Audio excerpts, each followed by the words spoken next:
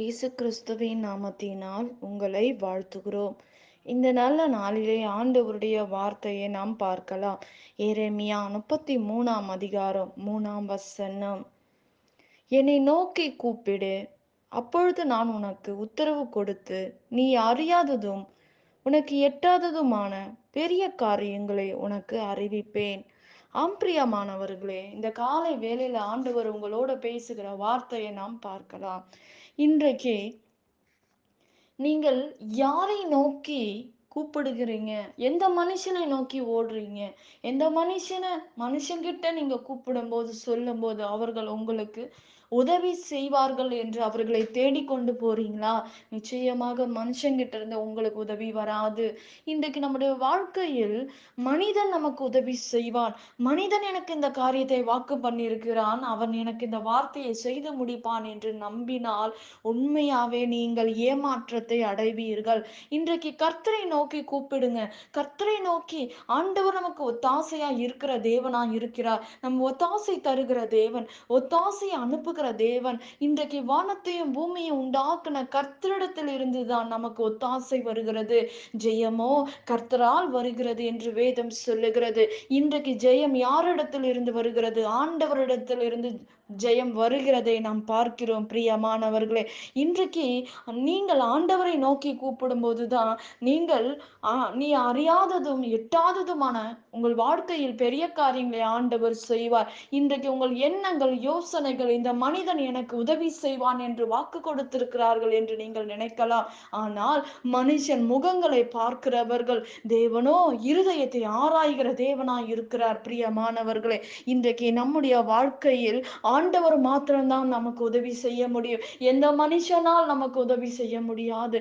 இன்றைக்கு இந்த காலை வேளையில இந்த வார்த்தையை கேட்கிற அருமையான தேவ பிள்ளையே, ஆண்டவர் உங்களுக்கு நேராக சொல்லுகிற வார்த்தை என்னவென்றால், நீ அறியாததும் எட்டாததுமான பெரிய காரியங்களை ஆண்டவர் உங்கள் வாழ்க்கையில் செய்து முடிக்கிற தேவனாய் இருக்கிறார். பிரியமானவர்களே, மனுஷன் என்ன காரியங்கள் சொல்லி இருக்கலாம், மனுஷன் நிமித்தமாக நீ ஏமாற்றத்தை அடைந்திருக்கலாம்.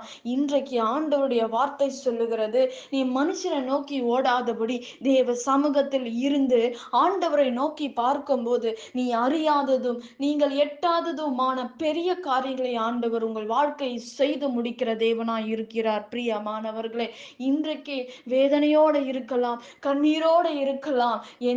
எனக்கு வர வேண்டிய காரியங்கள் எனக்கு வரவில்லை என்று கண்ணீரோடு இருக்கலாம். இன்றைக்கு கண்ணீரோடு விதைக்கிறவன் கெம்பீரமாய் அறுக்கப்படுவான். தேவ சமூகத்தில் நீங்கள் அமர்ந்து கேட்கும் போது ஆண்டவர் இன்றைக்கு அறியாததும் எட்டாததுமான பெரிய காரியங்களை உங்கள் வாழ்க்கையை செய்ய அவர் வல்லமை உள்ள தேவனாய் இருக்கிறார். பிரியமானவர்களே, நிச்சயமாக உங்கள் வாழ்க்கை மாறும், உன் சூழ்நிலைகள் மாறும். எந்த காரியமா இருந்தா கூட தேவ சமூகத்தில் நிற்கும் போது, தேவனோடு நீ கேட்கும் போது, தேவன் சமூகத்தில் அமர்ந்து நோக்கி பார்க்கும் போது கர்த்தர் யுத்தம் பண்ணுகிற தேவனா இருக்கிறார். நீங்கள் சும்மா இருந்து வேடிக்கை பார்த்தால் மாத்திரம் போதும், கர்த்தர் உங்களுக்காக யுத்தம் பண்ணுவார், அதிசயமான காரியங்களை செய்வார். பிரியமானவர்களே, இன்றைக்கு சத்ரு போராடுகிற காரியம், குடும்பங்களை அழிக்கிற காரியங்கள் உண்டு. குடும்பங்களில் சமாதானம் இல்லாதபடி வாழ்கிற ஜனங்கள் உண்டு. சமாதானம் இல்லை, வியாதி படுக்கை, போராட்டம், பண பிரச்சனைகள், அநேக காரியங்களை சிக்கி கொள்ளுகிறார்கள் என்று நாம் பார்க்கிறோம். பிரியமானவர்களே, இன்றைக்கு அப்படிப்பட்ட சூழ்நிலையில் நீங்கள் இருந்தால் எல்லாவற்றையும் உதறி தள்ளிவிட்டு தேவ சமூகத்தில் இருந்து, ஆண்டவரே எனக்கு முதலாவது ஜெப ஆவியை தாங்கப்பா. நீ ஜெப ஆவி உனக்குள்ளாக வரும்போது சோர்வு உங்களை விட்டு நீங்கிவிடும், அவிவிசுவாசம் உங்களை விட்டு நீங்கிவிடும், சமாதானம் உங்களுக்குள்ளாக கிரிய செய்யும் போது நீங்கள் இழந்த எல்லாவற்றையும் திருப்பி கொள்ள முடியும். பிரியமானவர்களே, இன்றைக்கு ஆயுதமான காரியங்களை சத்ரு முடக்கி விடுகிறதை நாம் பார்க்கிறோம். அதை நீங்கள் கட்டி எழுப்பும் போதுதான் நீங்கள் இழந்த எல்லாவற்றையும் திருப்பி கொள்ள முடியும். எல்லா சூழ்நிலைகள் உங்களை மாறும் என்பதை நாம் பார்க்கிறோம். பிரியமானவர்களே, இந்த காரியத்தில் நிமித்தமாக சிக்கி இருக்கிற அருமையான தெய்வ பிள்ளையே, உன் தூசியை உதறிவிட்டு நீ எழும்பும் போது கர்த்தர் உங்களுக்கு அற்புதங்களை செய்ய முடியும். நீ ஜெபிக்க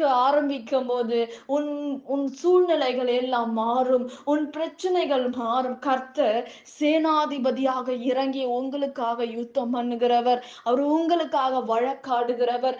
உங்களுக்காக பரிந்து பேசுகிற தேவன் ஒருவர் உண்டு. எந்த சுய பலத்தினால் அல்ல, உங்களுடைய எந்த முயற்சியினாலும் நீங்கள் பெற்றுக்கொள்ள முடியாது. ஒரே ஆயுதம் ஜெபம். உன் முழங்காலிட்டு நீ தேவ சமூகத்தில் நிற்கும்போது நீ சகலவற்றையும் பெற்றுக்கொள்ள முடியும். சகலவற்றையும் நீ திருப்பிக் கொள்ள முடியும் என்று வேதம் சொல்லுகிறது. பிரியமானவர்களே, நிச்சயமாக உன் சூழ்நிலைகள் எல்லாம் கர்த்தர் மாற்றி அற்புதங்களை செய்வார். தெற்கத்தின் வெள்ளத்தை திருப்புவதைப் போல உன் சிறையிருப்பை தேவன் திருப்புவார். நாம் ஜெபிக்கலாம். பரலோகத்தில் வாசமாய் இருக்கிற அன்பின் பிதாவே, உங்க நாமம் மகிமைப்படுவதாக, உங்க ராஜ்யம் வருவதாக. ஆண்டவரே, இந்த நாளிலே வேதனையோட இருக்கிற உங்க பிள்ளைகளுக்கு ஒரு அற்புதங்களை செய்யுங்கப்பா. கண்ணீரோட வரவேண்டிய பணங்கள் வராதபடி வேதனையோட இருக்கிற பிள்ளைகளை சந்திங்க. கொடுக்க வேண்டிய நபரை கர்த்தர் சந்திப்பீராக. அற்புதங்களை செய்யுங்க, அதிசயங்களை செய்யுங்க, பெரிய காரியங்களை செய்து முடிப்பீராக. எல்லாவற்றையும் உங்க கரத்துல ஒப்பு கொடுக்கிறோம். இயேசுவின் நாமத்தில் வேண்டுகிறோம் எங்கள் ஜீவன் உள்ள நல்ல பிதாவே, ஆமேன். கர்த்தர் தாமே உங்களை ஆசிர்வதிப்பாராக. ஆமேன்.